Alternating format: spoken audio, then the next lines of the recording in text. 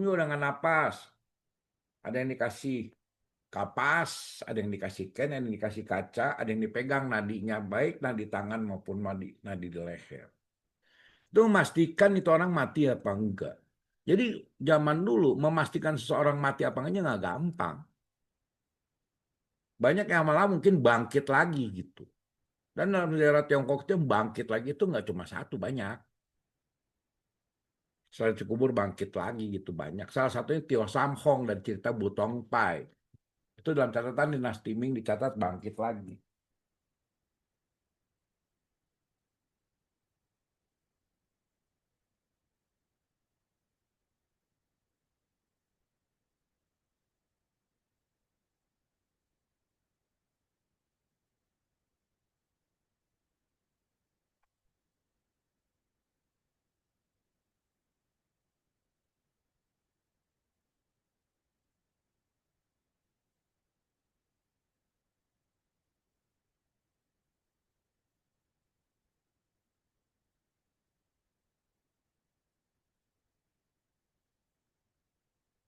Jadi ritual Foley ini untuk memastikan, bukan memastikan sih, pada saat seseorang dianggap meninggal, maka mereka akan naik ke atap genting.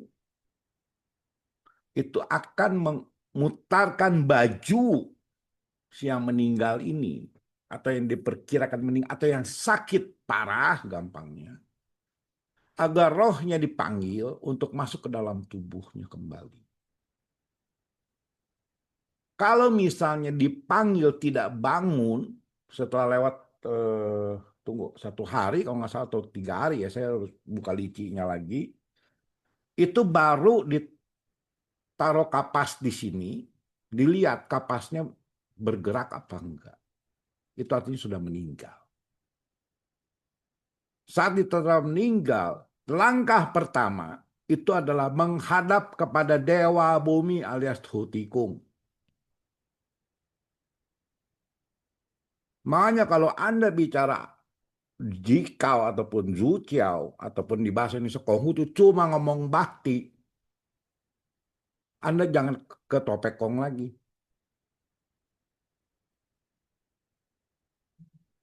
Karena saat ritual yang meninggal pun akan ada ritual kepada Dewa Bumi. Itu dari Zhu atau dari kitab Lici. Ya, jadi kita harus lihat lagi karena ini udah namanya pendalaman, maka waktu Anda bicara segala sesuatu itu harus dari 3 perspektif. Kalau perspektif agama Buddha, saya yakin banyak yang pada bahas. Perspektif agama Buddha udah banyak sekali yang bahas. Bahkan malah dianggap Cit Gue Po ini dari akhirnya dari agama Buddha gitu. Ya, jadi kita harus lihat dulu bagaimana mereka memandang alam kematian bahwa roh itu bisa dipanggil. Ada berapa roh dalam tubuh manusia? Sebelum agama Buddha masuk, kita sudah mengenal konsep nama dan rupa. Kita sudah mengenal konsep jiwa dan raga. Kita sudah mengenal namanya kesadaran dan fisikal. Kita mengenal kesadaran dan emosi. Kita sebut namanya itu Hunpo. Jadi waktu full itu termasuk bagian dari pemanggilan arwah atau pemanggilan roh lah kita sebut, bukannya arwah.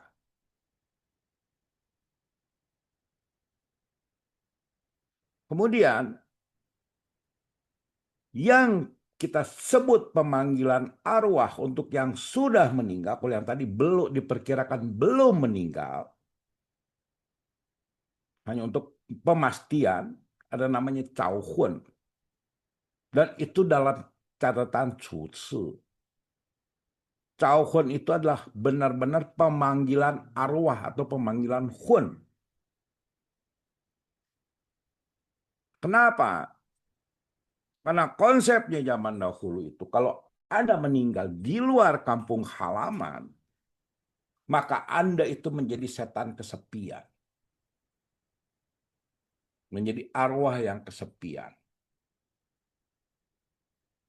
Makanya kenapa salah satu ritual Joko atau Ulamban untuk menyembayangi mereka semua yang tidak disembah oleh keturunannya.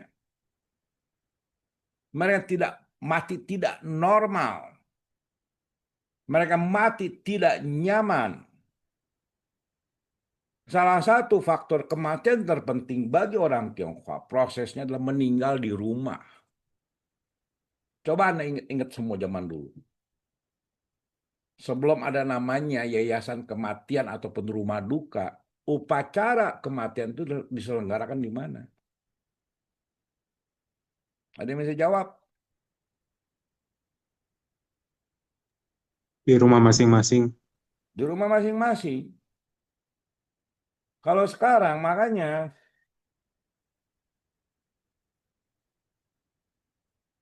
waktu saya mempelajari filsafat alam kematian, itu ada perkataan begini. Zaman dahulu kematian itu dirayakan dengan sukacita. Zaman sekarang kematian dirayakan dengan duka cita. Kenapa dengan duka cita? Karena Anda harus bayar. Bayar sewa gedung, bayar meja, kursi, bayar perlengkapan, dan lain-lain. Zaman dulu itu udah semua masyarakat gotong royong membantu. Jadi alam kematian pun sudah dikomersialisasi, sudah dikapitalisasi. Padahal pada saat merayakan di rumah, itu adalah bicara gotong royong dan guyup. Membangun keguyupan satu masyarakat.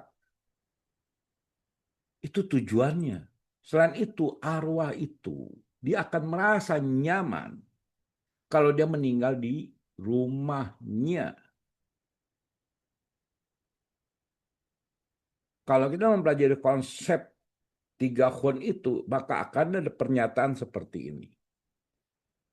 Hun yang pertama itu dia gampangnya masuk ke alam kematian. Hun kedua dia tinggal di kuburan. Hun ketiga tinggal di papan arwah atau di rumah atau di tempat dia meninggal.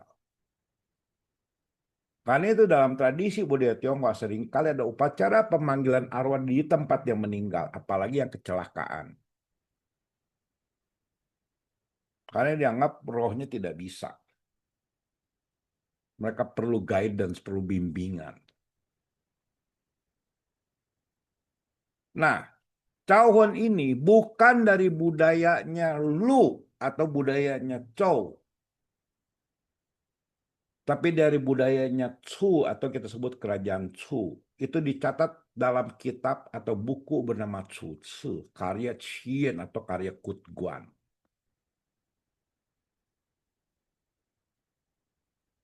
Karena itu saya sering katakan, Kut Guan itu bukan orang Konghucu, bukan orang Zhou. Karena budaya yang dianut sudah berbeda.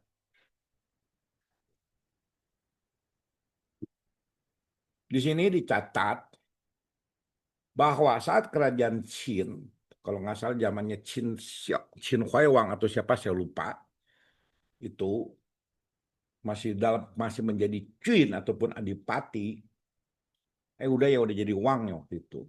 Di Tiongkok itu zaman dulu, periode peperangan antar negara itu ada namanya Zizi ataupun kita sebut saja anak sandera. Anak di sandera itu untuk menjamin bahwa bapaknya ataupun rajanya ataupun kita sebut adipatinya tidak akan memberontak.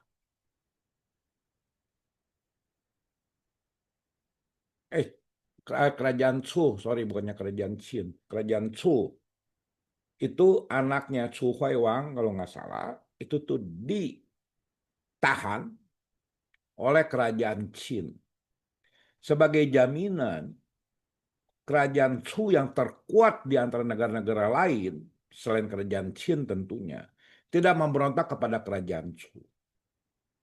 Kalau Anda nonton film Feng Shen Pang yang lagi terakhir main di bioskop itu kan anak-anak para adipati itu kan ditahan sebagai sandera, sebagai jaminan. Nah, saat anak raja Chu-nya itu ditahan di kerajaan Qin, meninggal dan dikuburkan di kerajaan Qin. Dalam konsep yang berkembang, meninggal itu baiknya di tanah kelahiran, maka apa yang harus dilakukan? Dilakukanlah upacara pemanggilan arwah. Jadi arwah meninggal di kerajaan Qin dipanggil untuk kembali ke negaranya dan dikuburkan dalam tanda kutip. Jadi bukan penguburan jasad. Di tanah kelahirannya. Itu yang konsep kedua. Konsep ketiga itu nggak akan lepas dari konsep yin yang.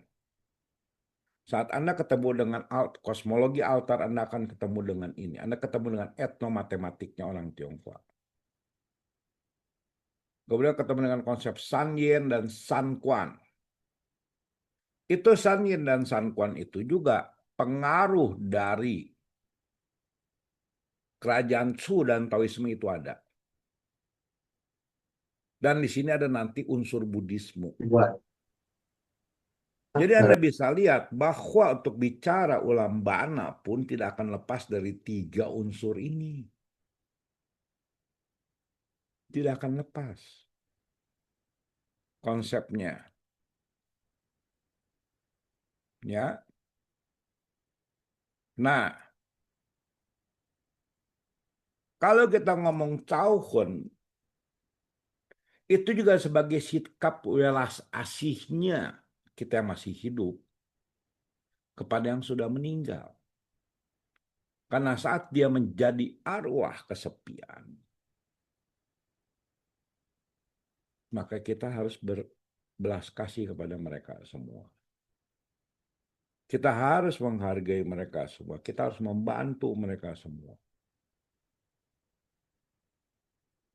Dan saat skalanya besar, saat setelah kerajaan Qin runtuh, kerajaan Chu runtuh, lahirlah kerajaan Han. Di situ sikap bakti seorang kaisar.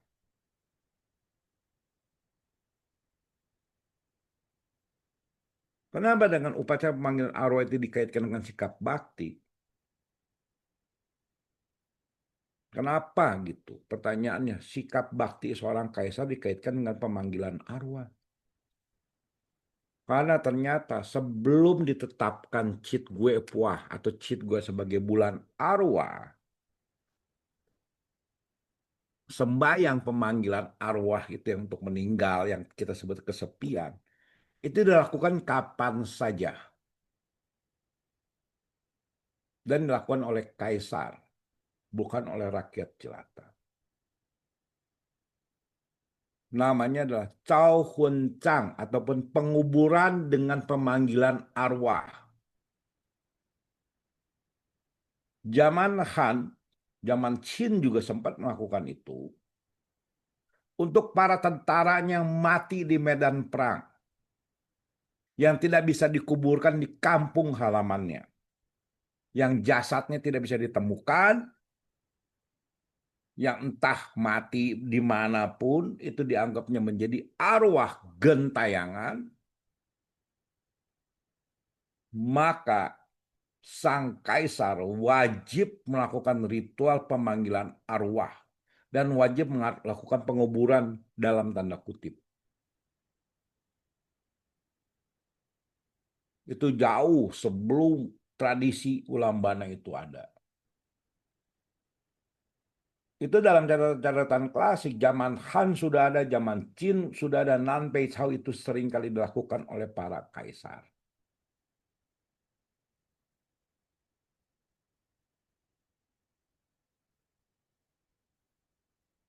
Itu.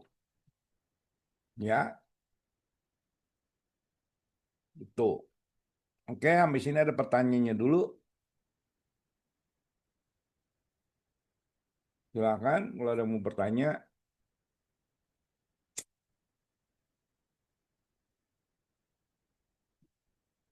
Ada pertanyaan kok Agian di kolom komentar dari Eko Darmawan bertanya, maaf mau tanya, apakah zaman dahulu sebelum Buddhis masuk di Tiongkok sudah ada yang namanya kremasi? Ada tapi nggak berkembang. Itu zaman Sun Tzu sudah ada. Itu kerajaan Yin. Tapi dia yang bertahan lama. Kremasi di kerajaan Yin itu dikaitkan dengan upaya orang itu mencapai moksa. Tapi di situ zaman dulu penguburan dengan kremasi itu dianggap tidak elok, tidak etis. Sehingga tradisi kerajaan Yin itu lenyap. Bahkan pada zaman Sun Tzu sekalipun sudah lenyap itu tradisi. Dan itu yang pertama. Jadi nanti setelah Buddhisme masuk itu akan ada lagi kremasi. Terutama pada zaman Sung. Kayaknya alam kematian pernah bahas nggak ya? Pernah ya.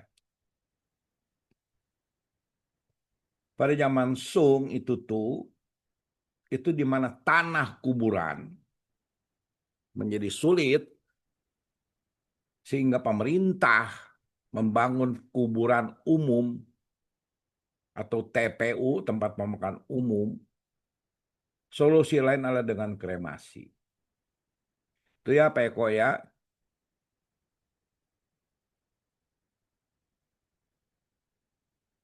Ada pertanyaan lain? Nggak ada. Kalau nggak ada kita lanjut ya.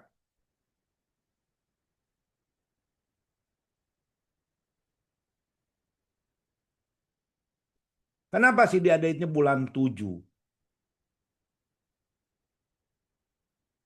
Kenapa nggak diadainnya bulan 2? Kenapa nggak diadain bulan 3 gitu?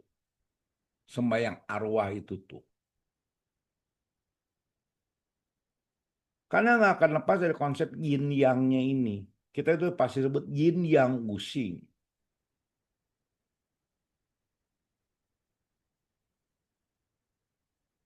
Bulan 7 itu kita sembahyang kepada siapa?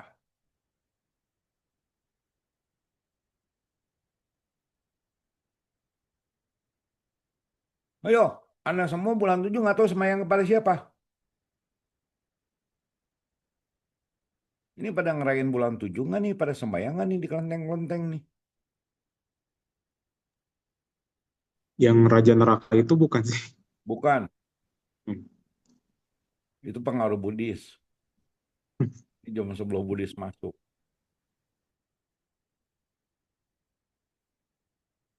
Kita sembahyang kepada penguasa bumi atau kita sebut Tikuan.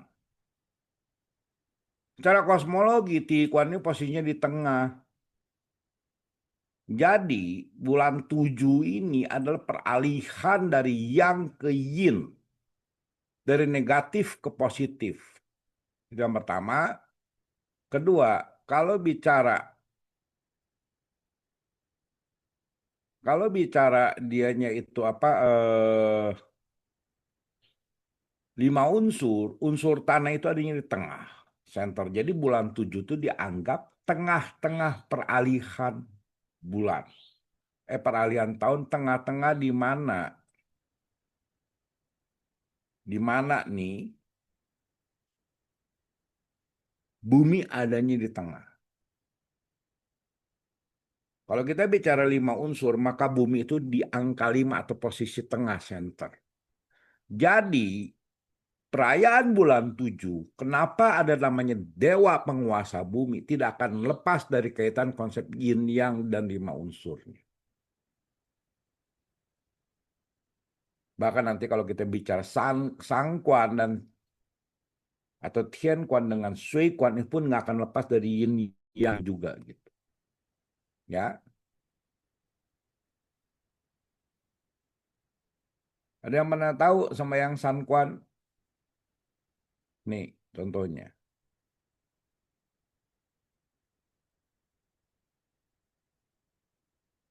Ini awal musim, ini tengah musim, ini awal musim. Jadi unik ya, waktu dia bicara penguasa bumi, air, bumi dan langit itu nggak sekedar merem gitu aja nanti ada ilham dari langit. Enggak. Mereka akan lepas dari unsur filosofisnya. Itu, ya. Nah, konsep ini itu tuh adalah konsep dari kita sebut saja Chu. Kalau tadi kita bicara konsepnya dari Zhu, sekarang kita bicara konsep dari Chu dan yang akhirnya diadopsi oleh Taoisme. Jadi kita udah ketemu dua ya, dua komponen pembentuk dasarnya gitu. Tapi apakah Druisme itu merayakan itu sebagai hari arwah? Tidak juga. Baru belakangan dirayakan. Ya. Nah, pada saat mereka bicara gini, mereka akan lepas dari konsep yang disebut San Quan. San Quan ini, kalau ada yang bilang bukan pengaruh dari Taoisme atau apapun, saya gampang. Cuma Anda baca aja apa yang dimaksud dan San Quan Shousu. Ada yang namanya disebut San Quan Shousu. Jadi begini, yang membedakan Duisme dengan Taoisme pada saat perkembangan awal dan juga akhirnya juga membedakan juga antara Duisme dengan Buddhisme itu adalah di satu poin. Mereka bicara ada namanya penyelamatan dan penebusan.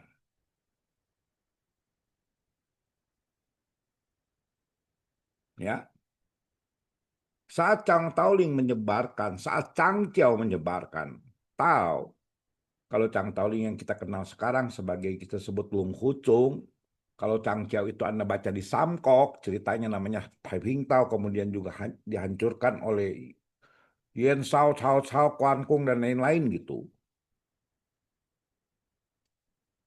Mereka bicara gini, Anda ingin selamat, Anda ingin hidupnya bahagia, Anda ingin lepas dari penyakit, maka Anda harus membuat surat pengakuan dosa kepada 3 penguasa alam. Itu sama. Mau di Chang Chiao, mau di Chang Taoling, sama. Mereka sebut di San Quan Shousu. Jadi pada saat Anda melakukan pertobatan, suratnya 1 lem dibakar ya. Yang kedua dikubur, yang ketiga dilarung. Bayangin ada hubungan dengan 3 alam.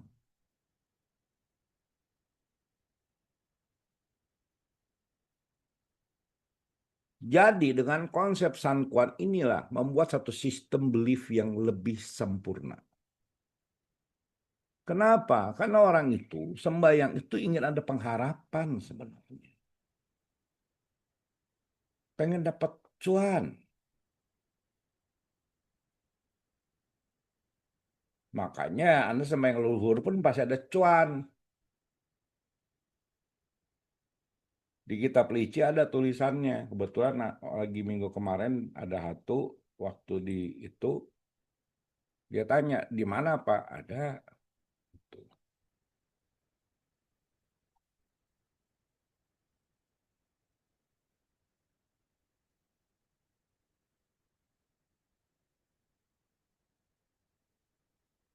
Jadi waktu Anda bicara keselamatan itu pasti bicara adalah cuan.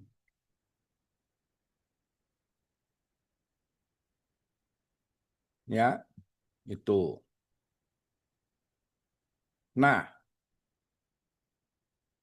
jadi saat Anda sembahyang nih kepada San Kuan Tati, maka saat Anda itu cap gome, itu awal tahun di mana penguasa langit berikan berkah. Tapi ingat, ya, ada hoki, ada berkah, pasti ada bencana. Bagaimana cara kita mengatasi bencana? Maka sebelum dihapus bencananya itu, maka Anda harus melakukan pertobatan.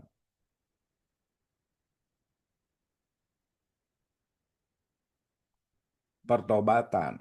Pertobatan itu dalam konsepnya itu megang peranan penting sekali dalam hal kita sebut saja penyelamatan arwah juga.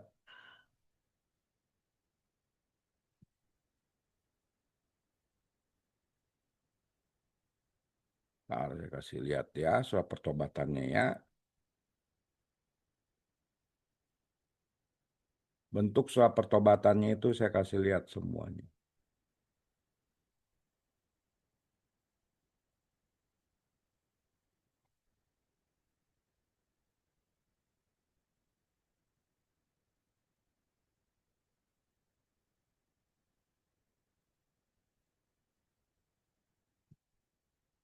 Udah keluar?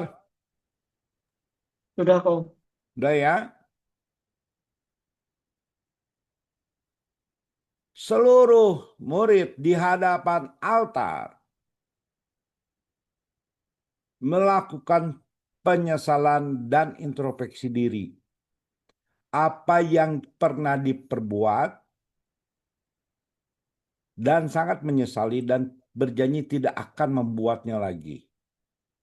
Dan disitulah kita tuh bisa pada saat bersamaan kita bisa minta hoki, pengan, bla bla bla segala macam. Ya, ini juga dibicaranya adalah untuk bicara pertobatan. Jadi kalau bulan 7 Anda bicara cuma sekedar alam gentayangan saja, maka Anda tidak memahami apa yang dimaksud dengan konsep pertobatan ini. Loh, kok ketutup ya? Alah.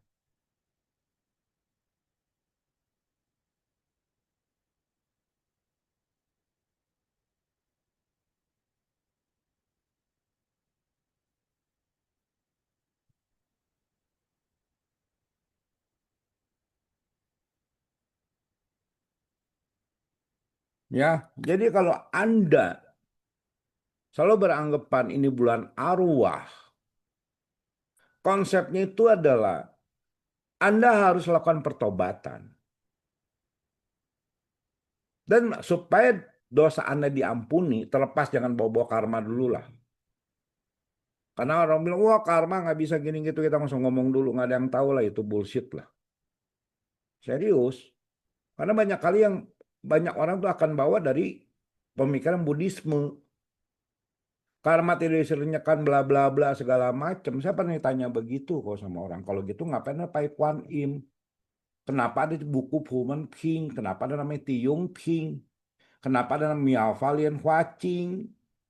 Kenapa ada Tapei Chow? Kalau semuanya karma, udah aja nggak usah dibaca, nggak usah sembahyang sama Kuan Im. Kita ritual juga pada Kuan Im pun itu adalah upaya kita membebaskan diri dari karma buruk. Mbok jangan berpikirannya gini loh, wah segala sesuatunya karena karma gitu. Ya kalau kata karma, ngapain semua mau Kuan Im menghormati, ngapain dihormati? Kan ini ngajarin, Kuan Im nggak pernah hidup di bumi ini. Mendingan saya sama Kuan Kong. Terus sama Kung karena pernah hidup di bumi ini. Nggak bisa pikiran seperti itu.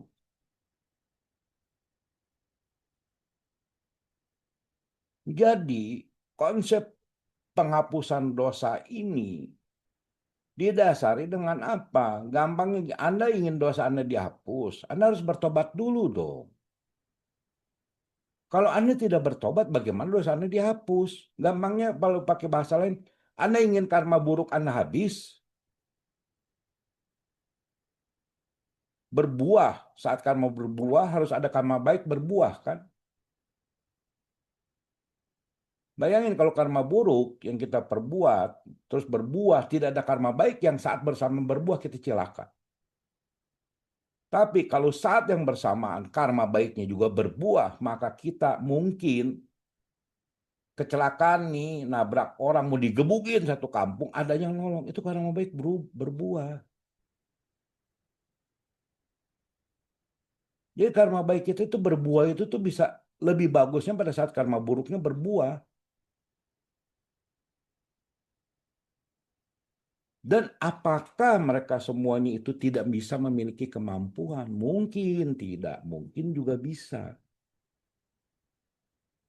Toh tekad merekanya juga semuanya kan sama. Tekad bodhisattva, tekad para Shinbeng, tekad para Tianchuan, tekad para dewa, semua sama kok tekadnya. Menyelamatkan semua makhluk kok. Saat kita bertekad menyelamatkan semua makhluk, mereka nggak akan pikir-pikir karma buruk, karma baik. Sama juga kalau kita lagi sedang berdoa, kita nggak usah pikirkan karma buruk, karma baik. Jalanin aja. Kenapa harus memperdebatkan tuh karmanya itu ada?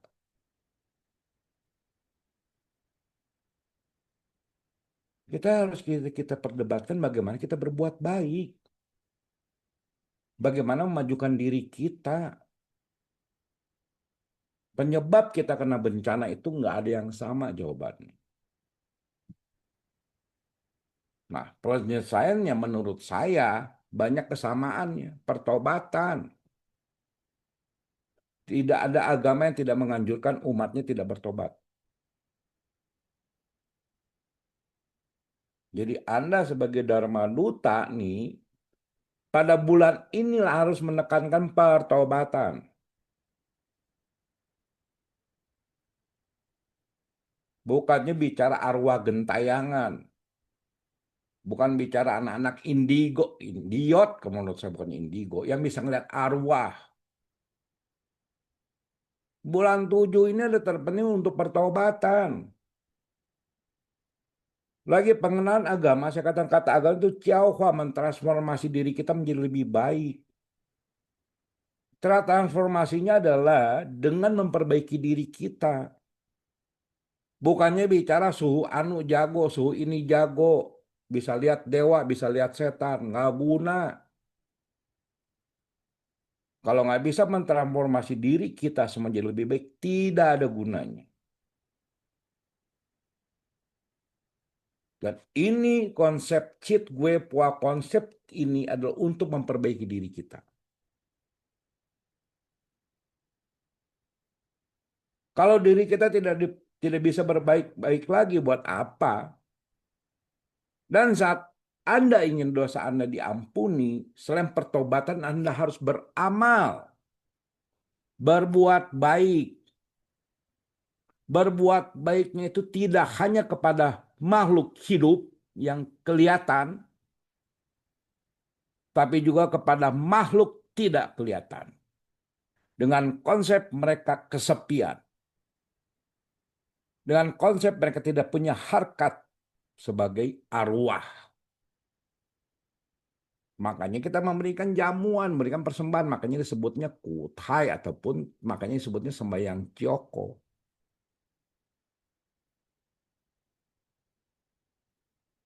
Nah, itu yang harus ditekankan.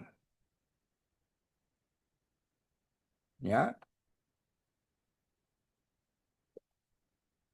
Nah, ini menurut Taoisme benar apa enggaknya walahu alam. Ya.